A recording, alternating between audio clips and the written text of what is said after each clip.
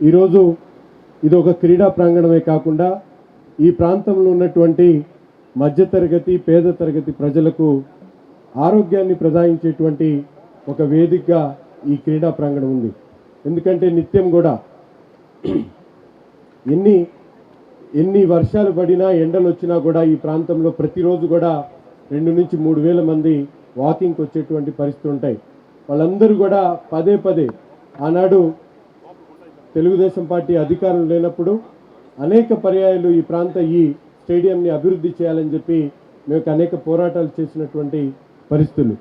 ఈరోజు ఎన్నికలు అయిపోయిన తర్వాత కూటమి ప్రభుత్వం ఏర్పడిన తర్వాత కూడా అసెంబ్లీ సాక్షిగా ఈ బ్రహ్మానంద రెడ్డి స్టేడియం యొక్క అభివృద్ధి కావాలని చెప్పి పదే పదే అడగడం జరిగింది. దాని తర్వాత కేంద్ర మంత్రివర్యులు ఈ ప్రాంతానికి ఒక ఐకాన్గా ఒక మనందరికి కూడా ఒక ఆశాకిరణంలాగా వచ్చినటువంటి మంత్రివర్యులు కేంద్ర మంత్రివర్యులు పెమ్మసాని చంద్రశేఖర్ గారి నాయకత్వంలో ఈరోజు కేంద్రం ఖేలో ఇండియా ద్వారా 14 కోట్ల రూపాయలు ఆయన ఈ శాంక్షన్ చేయించడం నిజంగా ఆయనకు మీ అందరి తరపున గుంటూరు తూర్పు నియోజకవర్గ ప్రజల తరపున హృదయపూర్వకమైనటువంటి ధన్యవాదాలు తెలుపుతా ఉన్నా.